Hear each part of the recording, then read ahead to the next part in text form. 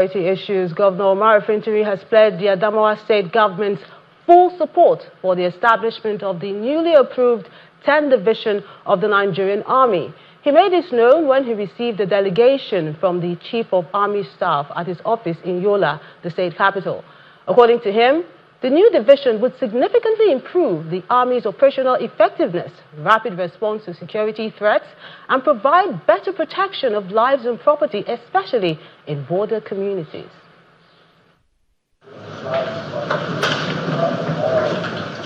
A high-powered delegation from the Army headquarters, led by Major General Basi Ime, are in Adamawa State to assess the suitability of locations for the deployment of troops and the establishment of military formations under the new 10th Division.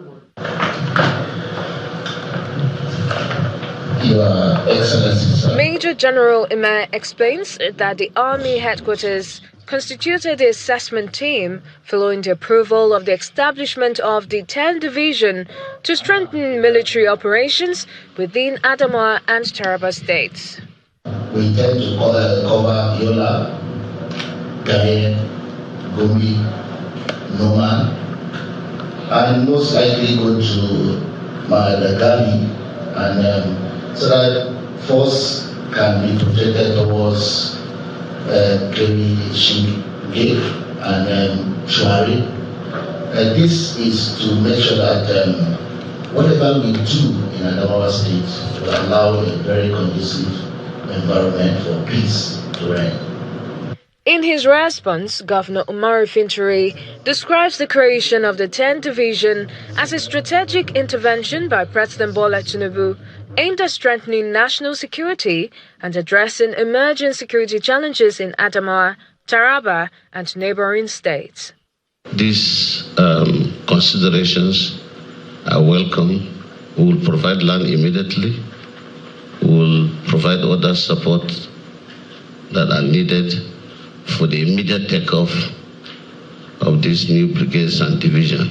Like we have done before, we've collaborated with the Army from the brigade headquarters here to the new sector command in Mobi and other general requirements and support of the Army for them to effectively carry out their operation and give us the benefit of peace and security in the state where our people can sleep with their two eyes closed.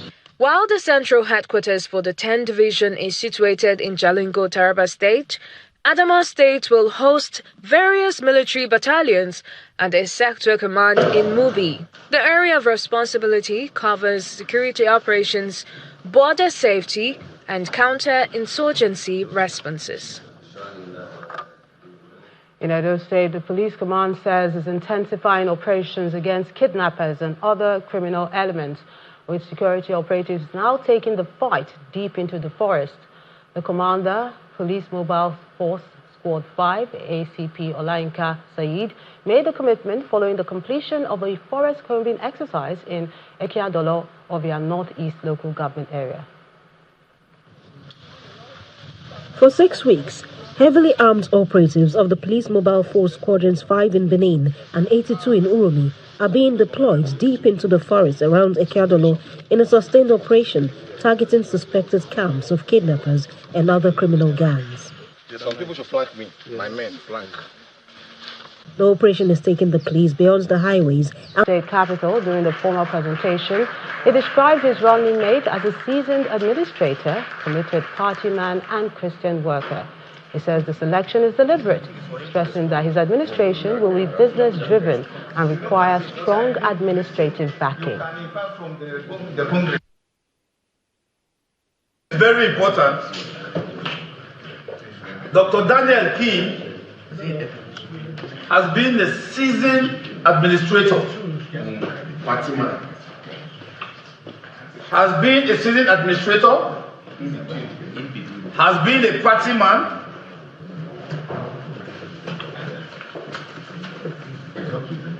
And has been a worker in the vineyard of the Lord. And so for every qualities that we're looking for in leadership. He has it. I want people to know that this selection was very deliberate, because I am a very practical personality. I'm a businessman, and like I've always said, governance is going to be driven like a business. But if we are driving it like a business, there should be an administrative backing. And that is where Dr. Kim comes in.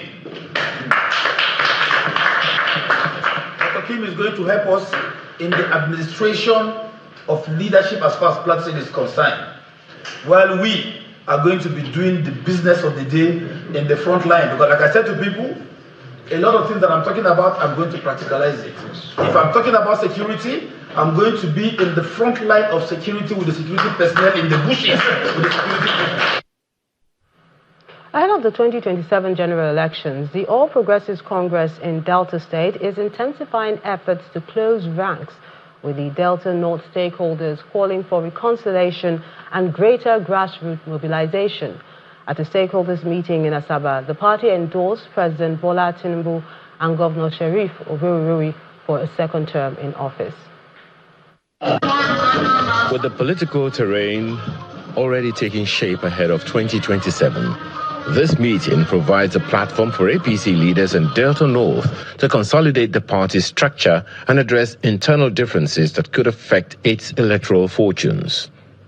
The gathering is attended by Delta State Deputy Governor Sir Monday Onyeme, former governor of the state, Senator Ifeanyi Okowa, APC Delta State Chairman Chief Solomon Arayenka, Delta North Chairman Mr. Dan Osai, and other party leaders, stakeholders, and aspirants. Former governor of Delta State and APC leader Senator Ifeanyi Okowa charged party leaders to take the message of President Tinubu's economic policies to the grassroots, saying the reforms are moving in the right direction and require greater understanding and support among the people. It is your duty as a party man to go out there to speak for Mr. President in your wards and in your units.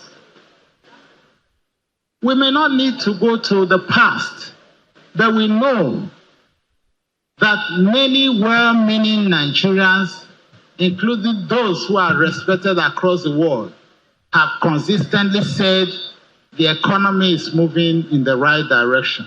Also speaking, the Delta State APC Chairman, Chief Solomon Arayenka, asked party leaders to become more active at the unit and ward levels, stressing that a strong political structure must begin from the grassroots. There are some leaders who are seated here in this editorial meeting, but when they call meetings at the local levels, they don't attend. Please, I want to appeal to those leaders. Leadership is derived from your unit. It is derived from your work before you come to the state. Please make it a point of duty to attend ward meetings. For the Deputy Governor, Sir Monday Onyeme, reconciliation remains critical to building a formidable APC ahead of the elections. We must be proud of all our candidates. Starting from President Bola Tinubu, we must be proud of President Bola Tinubu. We must be proud of our senator. I am very proud of it. We must be proud of our candidates. Of course, we must be proud of our governor, including you. Yes, but I'm not proud of you.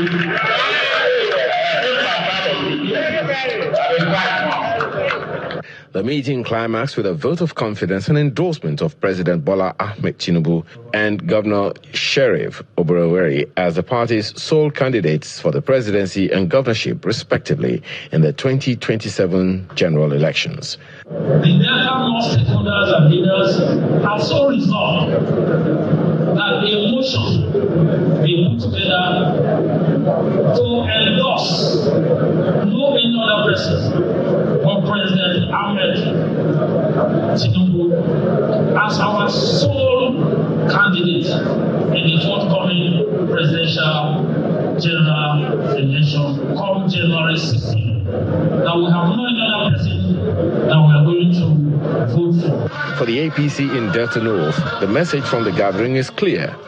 reconcile the ranks, strengthen the party from the grassroots, and take the campaign for President Tinubu and Governor Oboroweri into the communities ahead of the 2027 polls. To health issues now, the Bauchi state government has officially declared a cholera outbreak following a spike in acute watery diarrhea cases and laboratory confirmation of active transmission across the state. The declaration was contained in an official document dated August 1st, titled Declaration of Cholera Outbreak in Bauchi State. The document was signed by the Commissioner for Health and Social Welfare, Dr. Sani Dabam, and addressed to development partners and relevant agencies. Further details reveals that as of July 31st this year, the state had recorded 398 suspected cholera cases across 13 local government areas, with 16 deaths and 6 local government areas mostly affected. Dr. Dabam added that the state government has activated a coordinated multi-sectoral response involving governance and coordination, disease surveillance laboratory, and calls on all stakeholders and development partners to support the government's efforts by mobilizing resources and providing technical expertise to ensure a well-coordinated response to the outbreak.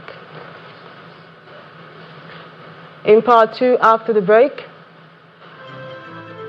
the Coordinating Minister of Health and Social Welfare meets Northern traditional rulers, says the federal government remains committed to investing in primary, tertiary and public healthcare services.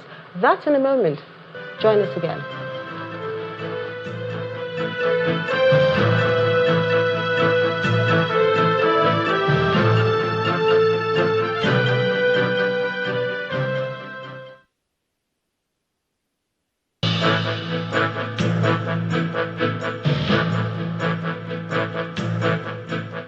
Welcome back. If you just joined us, you're watching the news at 10 on Channels Television, broadcasting live from Lagos. A reminder of our top stories. Operatives of the Department of State Services arrest 3 more suspects allegedly linked to the kidnapping of the Dean of Agriculture at the Nasarawa State University. Edo State Police Command says it's intensifying operations against kidnappers and other criminal elements in the state by taking the fight deep into the forest suspected to be used as criminal hideouts. The People's Democratic Party in Plateau State unveils its deputy governorship candidate just as the APC in Delta State mobilized grassroots support ahead of next year's election. And Oman says positive talks have been taking place with Iran over an agreement to secure a shipping route through the Strait of Hormuz.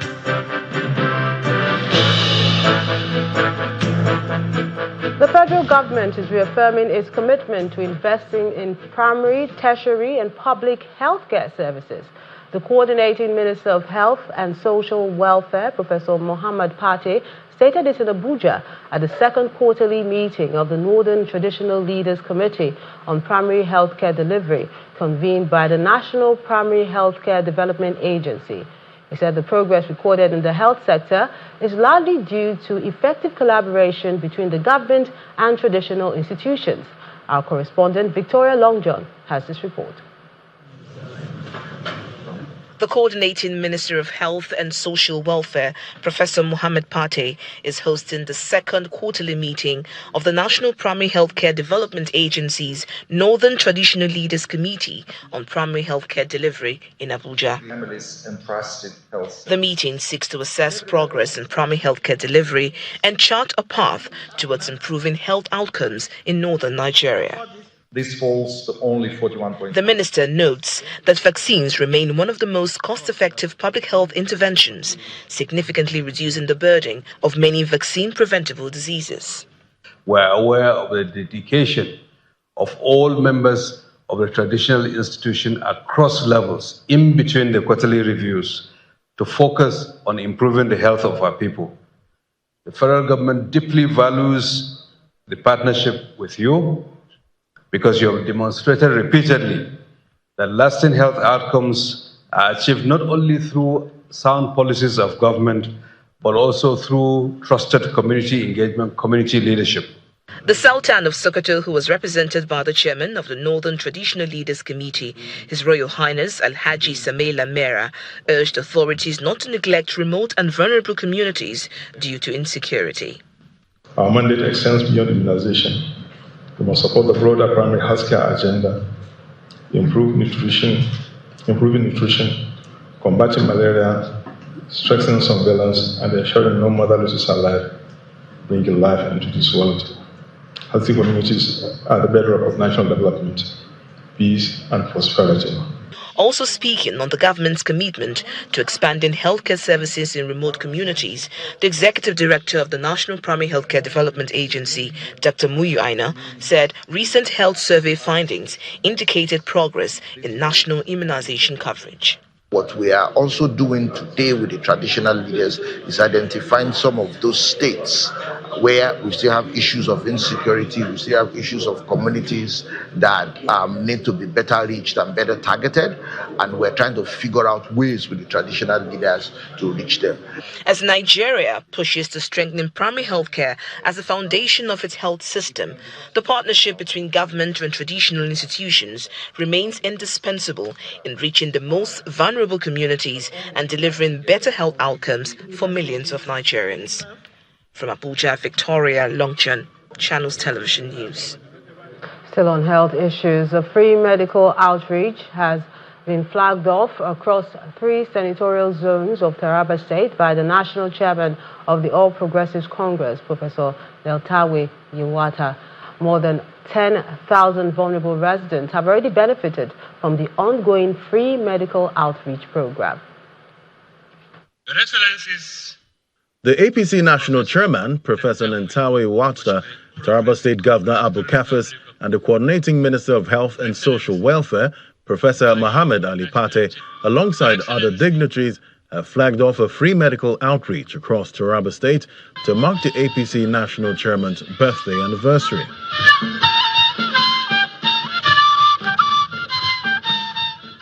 For 5 days, a team of medical personnel provided free medical consultations, screenings, surgeries, medications and bandage care, emergency support, and other essential medical services. The outreach, which is focused on healing lives and restoring hope while building a healthier community, has so far impacted 10,000 people across the state. we have been able to attend to over 10,000 patients. Of the patients with surgical conditions, we have been able to perform 327 general surgeries, 71 eye surgeries, 575 dental surgeries. What makes today's celebration particularly remarkable is the manner in which you have chosen to mark it. Rather than celebrating your birthday with fanfare alone, you have chosen to celebrate by giving hope, relief, and health care to people who need it most. For the Coordinating Minister of Health and Social Welfare, the APC National Chairman's decision to mark his birthday by supporting the health sector is a welcome development. A healthy person has 1,000 wishes, but a sick person has only one wish: to be healthy. You picked health as an anchor for the celebration. Instead of inviting us to some very fancy places to celebrate, you decided to choose this moment to serve our citizens who face ill health. This is a very significant statement of your values. Taraba State Governor Abu Kafis, who is a partner in the medical outreach, says his administration will continue to support initiatives that provide quality health care and humanitarian interventions aimed at restoring hope and improving productivity among the people. On behalf of the government and the good people of Taraba State, I sincerely commend our leader, the National Party Chairman, and everyone who has made this humanitarian intervention possible across the 16 local government of Taraba State. Before making his remarks, the APC National Chairman used the occasion to cut his birthday cake and explained why he chose Taraba State and the health sector to mark his birthday.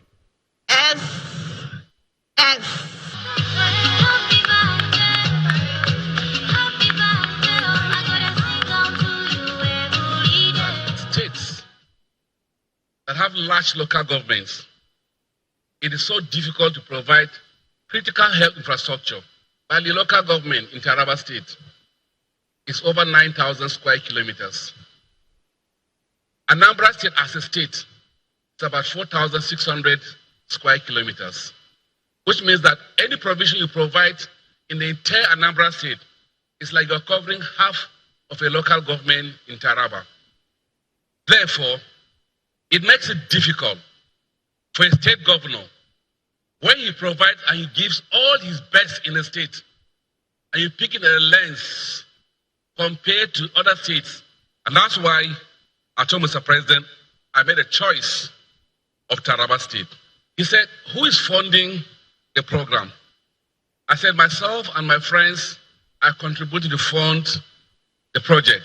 He said, no, you're my son. I'll take responsibility of funding the program. The event also culminated in the inauguration of several projects at the Federal Medical Center, Jalingo, as well as a visit to patients at the National Orthopedic Hospital, located within the state specialist hospital. In July 2026 alone, Nigerian courts ordered the final forfeiture of over 40 properties linked to former Attorney General of the Federation, Abubakar Malami, 7 luxury properties linked to the former CBN Governor, Mr. Godwin Emefiele, and assets worth 8.9 billion naira linked to businesswoman Aisha Achimugu. And that list is far from exhaustive. But beyond the headline lies another question. What becomes of these assets after the court hands them over to the government? Are they sold, occupied by government agencies, or simply diverted by another set of public office holders? In this next report, our judiciary correspondent, Shola Shoyele, looks beyond the courtroom to the management and accountability of forfeited assets. Since the establishment of the ICPC in the year 2000 and the EFCC in 2003, Nigeria has pursued an aggressive campaign to recover proceeds of corruption and financial crimes. One of the EFCC's early landmark cases involved former Inspector General of Police Tafa Balogun, who in 2005 pleaded guilty to a 13 billion naira money laundering charge and forfeited several properties. Since then, the list has grown to include former governors, many other politically exposed persons, and convicted fraudsters. Perhaps the most extensive forfeiture litigation in recent times has involved former Petroleum Minister Diezani Alison Madioke, who had cases before several judges, and former CBN Governor Godwin Emefiele, with a forfeiture of a 753-unit housing estate in Abuja linked to him, emerging as one of the country's most significant single property recoveries. But while the courts continue to deliver forfeiture orders, questions remain about what happens after the judgment. Once assets are forfeited by a specific agency, that agency then has the powers to deal with those assets. And there are 4 areas, 4 ways of dealing with those assets.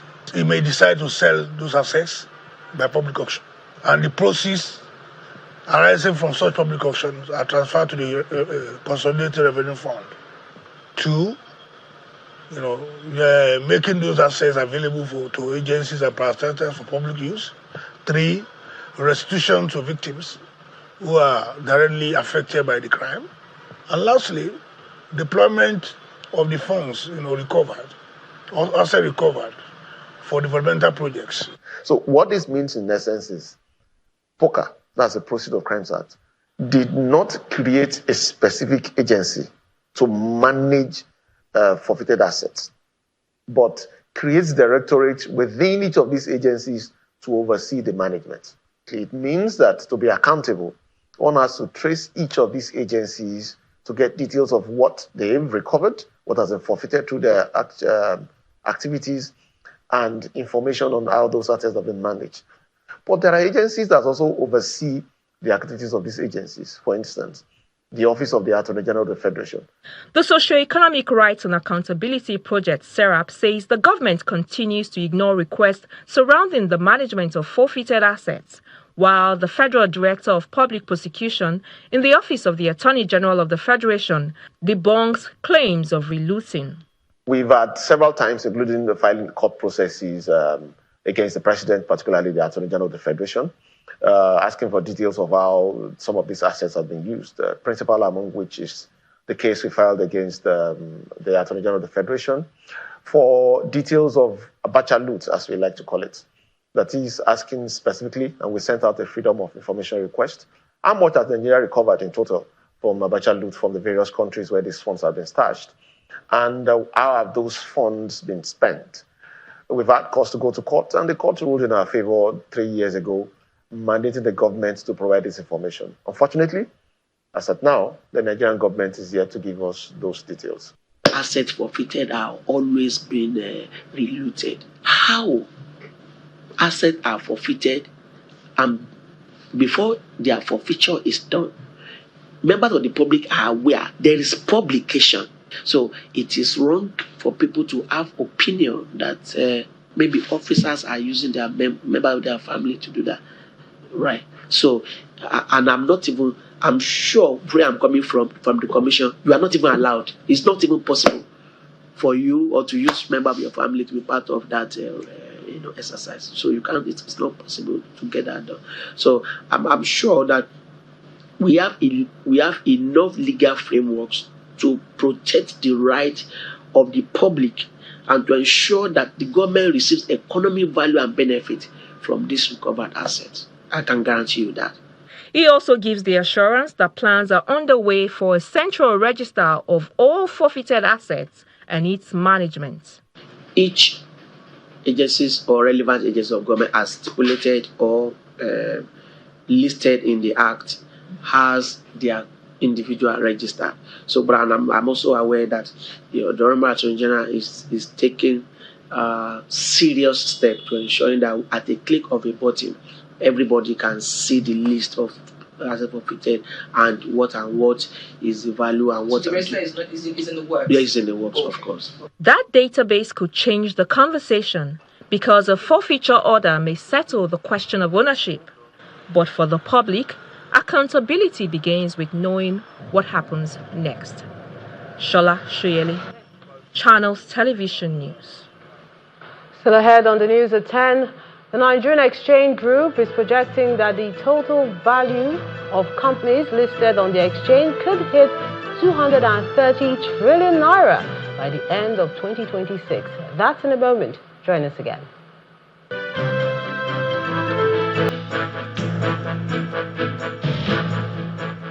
Welcome back.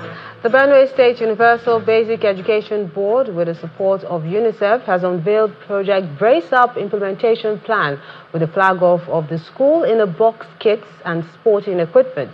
The Deputy Governor, Mr. Sam Ode, performed the ceremony at the Shubeb headquarters in Makadi, the state capital. He says the unveiling is a strategic framework for addressing barriers to school enrollment and retention through teacher capacity development, community engagement, advocacy, and improved school infrastructure. Worldwide. Stakeholders in the education sector converged on Benue State Universal Basic Education Board, Makodi, for the unveiling of Project Brace Up implementation plan and flag off of the school in a box kit and sporting equipment. Officials from the Universal Basic Education Commission and the United Nations Children's Education Fund are supporting the state government with 400 school-in-a-box kits, expected to benefit 16,000 learners, alongside sporting equipment for public schools across the state's 3 senatorial zones. As football, handball. In her welcome address, the executive chairman of Benue Subeb says the interventions reflect the state government's commitment to transforming basic education through strategic partnerships and sustained investment. The Project Brace Up implementation plan is built around 8 key thematic areas, including but not limited to strengthening the capacity of teachers, education stakeholders, deepening community and parental engagement, conducting data-driven mapping and enrollment of out-of-school children. 124 schools will receive sporting equipment for football, volleyball, handball, badminton, table tennis, athletics, chess, and ayo. The aim is to improve learning opportunities for vulnerable children in the state. UNICEF is providing 400 school-in-a-box kits, which will benefit approximately 16,000 children in Benue with essential teaching and learning materials. We are also providing 330 tablets to teachers trained on digital literacy to strengthen the use of Nigerian Learning Passport. Talking about out-of-school children and ensuring that they also partake in this formal education we are talking about, so that they will not be left behind. In his remarks, the Deputy Governor notes that the implementation plan will address barriers to school enrollment and retention while building teachers' capacity.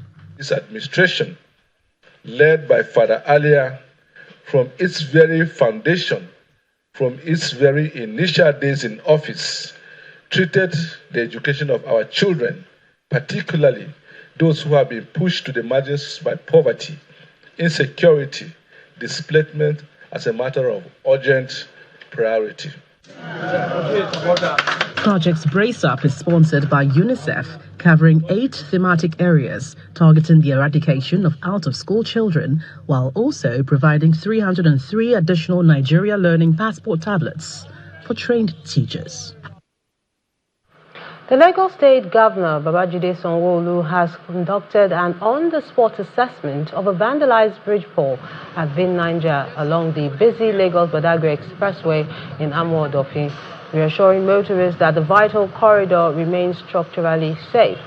While confirming that the bridge itself has not been compromised, the governor disclosed that thieves had excavated and stripped key protective fittings, an act he described as shameful and unacceptable at a time of heavy public investment in infrastructure. He also raised alarm over widespread infrastructure theft across Festac town, pointing specifically to destroyed drainage slabs and stolen iron rods along 2nd and 7th Avenues. He vowed that the state government will aggressively hunt down both the vandals and the cartels buying stolen public property, warning that offenders will face the full weight of the law, regardless of their status. I want to assure Nigerians and Lagosians that the integrities of the bridges are intact. It is a decompile and it's fully intact. There is nothing that is wrong with the bridges. Unfortunately, we also noticed that some of the filling that is used to hold the decompile are some of the things we saw in the video yesterday where they've been excavated. And you can see that the place is empty. All of those scrupulous people have run away, but they can only run for a while because government will come back and come and deal ruthlessly with the people that will have done this. But for our strategy is not to be announced, but we'll come back, But the bottom line is to assure the residents and the citizens that there's nothing wrong with our bridges. There's nothing wrong with the work that has been done here. It's perfectly in order, but it is unfair and it is a shame that citizens of a country will, I don't want to say ignorantly, but deliberately want to destroy public assets. The full arm of the law will be on anybody that has been caught, both the person that is buying and the person that is selling. Same with infrastructure in Lagos, residents have appealed to the state government to repair and reconstruct inner city roads to ease daily commuting across the metropolis. In this special report, Channels Television visits Agege, Ogba, Mushi, and other communities, shedding light on failing road infrastructure, desperately begging for government intervention. Lagos, Nigeria's bustling commercial hub, houses over 20 million people and sees more than 3 million vehicles grinding through its arterial roads every single day. This relentless gridlock places immense pressure on the state's transport infrastructure, accelerating wear and tear and leaving major corridors riddled with deep potholes that strangle the flow of traffic. One prime bottleneck is the vital Ojudu-Bega corridor, where motorists daily navigate an obstacle course of filled road sections, enduring agonizing traffic delays and blown commute times.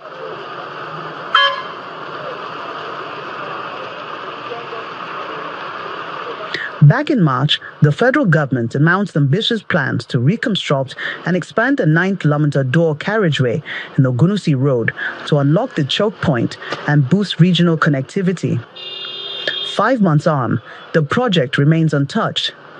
Yet, optimism persists among officials at the Lagos State Public Works Agency.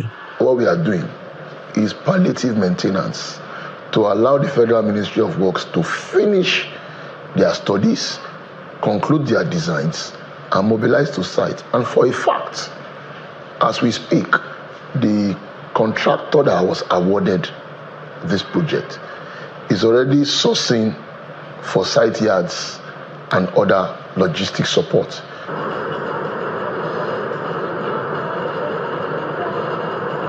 The narrative is no different along the stretch from Mobile Filling Station down to Agege, where cratered asphalt forces traffic to a crawl, driving up both travel times and vehicle maintenance costs for wary drivers.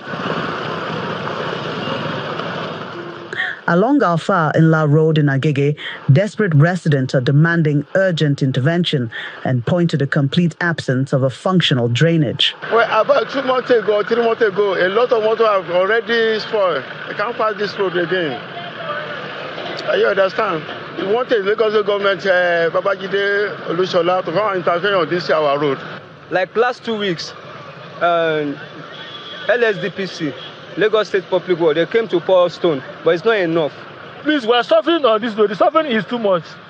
Meanwhile, they are trying, but it's not enough. Please, they should do this road so that it's tolerable for everybody.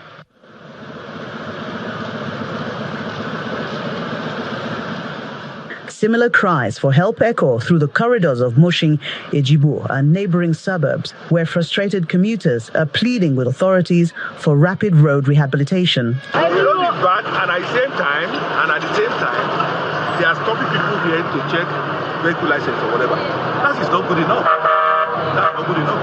Talk to the government to fix it for us. That's all I have to say. How does it affect your movement on a daily basis? Always affect my cars. In fact, any day I pass there, my car will be having an issue. So now, couple of years now, we have been suffering on this same road. Every time they will bring stone. There was a time container even fell down here, but we give thanks to God. He couldn't kill anybody. More than 34 hours, we are here suffering, no movement, nothing. In response, the Lagos State Public Works Agency maintains that repairs are actively underway statewide, while urging residents to desist from dumping refuse into drainage channels. On Agege Motor Road, in a 100-meter stretch, we took over 40 trucks of refuse between the Lagos State Public Works Corporation and the Lagos State Waste Management Authority. To effect a more lasting solution will require us closing down the road or creating problems for the citizens. So instead of that, we do a quick work of it, introduce palliatives, so that in a more clement situation, we can come back and do the full reconstruction. Residents are appealing to the government to take advantage of the approaching dry season to deliver a long-lasting solution and fully rehabilitate roads across the state. In Niger State, a flash flood has destroyed parts of the popular General M.I. Wushishi housing estate in Mina, the state capital. Channels Television visited the affected area as residents are seen salvaging belongings from their homes. The Niger State Emergency Management Agency had warned residents living along waterways, canals and riverbanks to relocate to higher grounds following the incident with displaced residents and damaged properties. It came unexpectedly, even though we have had predictions that the rains will really cause a lot of havoc in Niger State for this year, based on the predictions of the SRP, SCP and the AFO. The seasonal climate prediction by NIMET and the annual flood outlook by NISA. So actually the agency has put in place mechanisms for desensitization and the awareness campaigns for residents of communities in Niger State all over, for them to really be cautious and be watchful, and for those who live along canals like this and river banks to move to higher ground, because the rains are really coming and they are going to do a lot of damage. Even though we know that this was just a one-off, this came out of this is just a one-off flash flood, because we normally experience a lot of flooding in September, late September, early October, around those areas. So this is coming in the first week of August, and we really, it took us by surprise in a way. Amid the rising demand for quality housing in Lagos, Kuplag, a cooperative investment and thrift society limited established by Shell and Renaissance staff, has commissioned its luxury Q2 apartments in Lekki Phase 1, Lagos. Developed in partnership with Q Construction, the modern architectural edifice reflects Kuplag's commitment to providing high-quality housing solutions for its members, while advancing its broader vision of strategically positioning them in prime locations across key cities in the country. Lagos, Nigeria's bustling commercial and residential hub, welcomes a new modern architectural masterpiece in Lekki Phase 1 with the grand commissioning of Q2 apartments.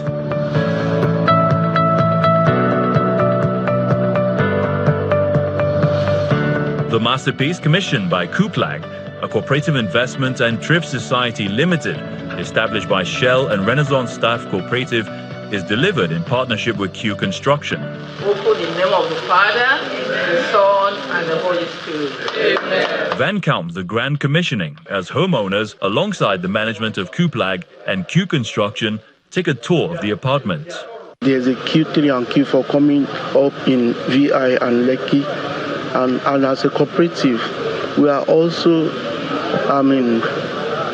extending our, focus to other areas. We have Port Harcourt and Abuja in our frontiers now. And Kuplag, if you look at what we're doing now, we are very strong with real estate and will continue to do more, because our vision is a time will come where we believe every member of our society must have a home they can call their own. I think one key thing which is fundamental for us, it's the safety and the integrity of the building.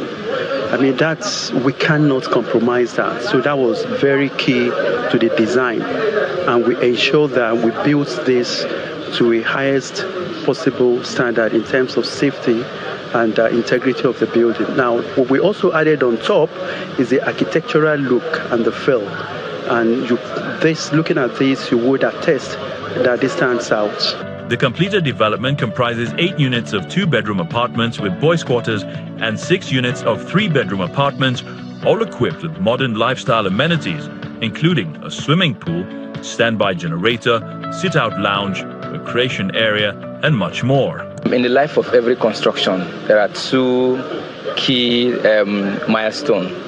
One is the groundbreaking, and the second, which is the most important, is actually commissioning.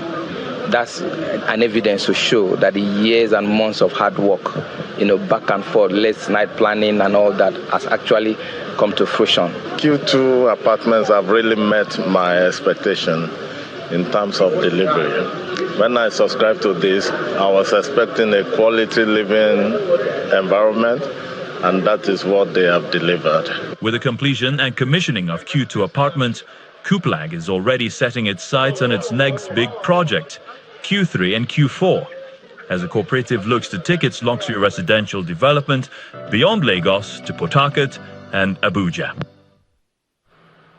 The Nigerian exchange is setting its sights even higher, with NGX Group CEO Timi Popola projecting that the market value of listed companies may reach 230 trillion naira by the end of 2026. The projection comes as the market has expanded significantly, with listed equities now valued at about 160 trillion naira, up from roughly 30 trillion naira in 2023. The major anticipated listings, including Dangote Refinery, alongside sustained investor interest, could drive the next leg of growth. Nigeria's external debt service payment declined to $954 million in the first quarter of this year, representing a 31.5% drop from the $1.39 billion recorded in the corresponding period of 2025. This is according to the latest data from the Debt Management Office, DMO. The reduction reflects lower debt service obligations during the period, offering some relief to government's foreign exchange position and fiscal pressures. In the world of sports, with a ticket to next year's FIFA World Cup at stake, Super Falcons of Nigeria will confront perennial rivals Cameroon in the Women's Africa Cup of Nations quarterfinal in Casablanca on a Sunday. Now, the venue is an all-too-familiar terrain for the Super Falcons. They played most of their matches on the way to a successful and historic 10th title last year. Our correspondent, Cecilia Morigwe, has reported. Between the indomitable Lionesses of Cameroon and the Super Falcons of Nigeria started in 1991, and that was at the first ever FIFA Women's World Cup African qualifiers. Nigeria won both legs to qualify for the World Cup. And the last battle was in Morocco here in the quarterfinal. And of course, the World Cup ticket was also at stake. Rasheedat Ajibade scoring the only goal for Nigeria to reach the semi-final and also book a ticket for the 2023 FIFA World Cup. This time around, there is another battle in 2026 and also in Morocco.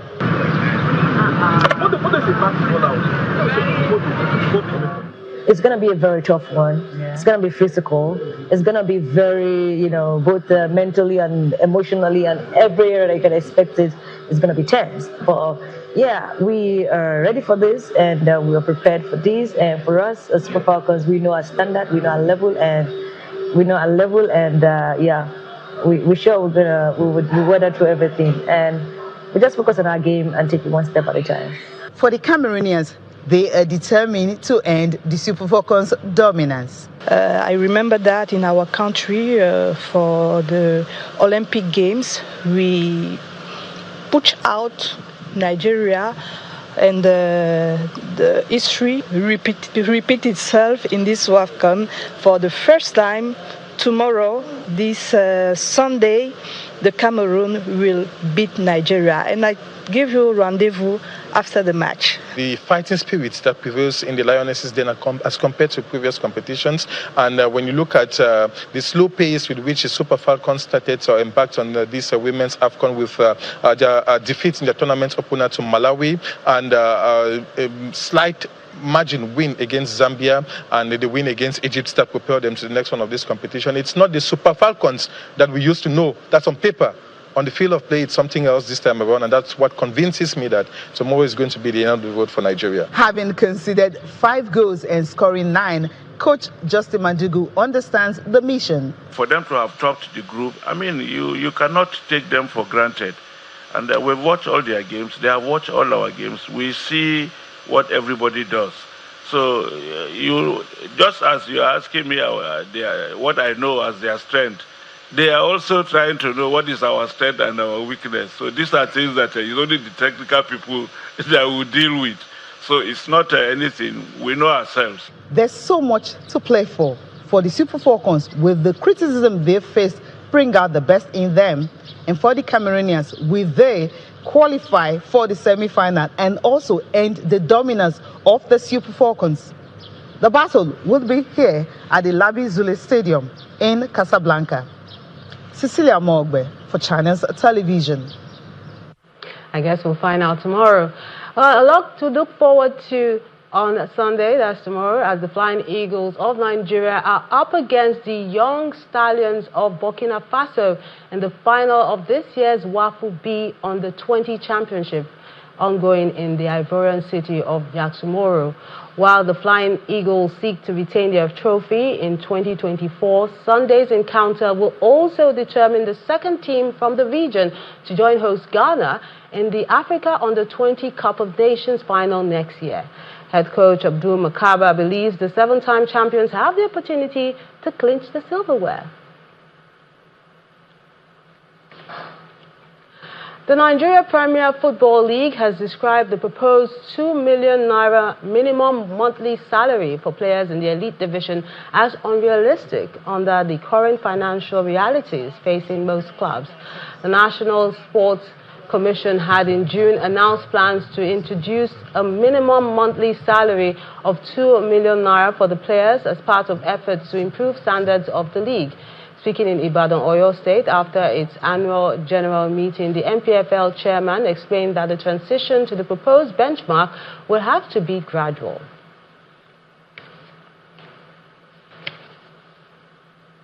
On the international scene, Oman says positive talks are underway with Iran over a possible agreement to secure shipping through the Strait of Hormuz.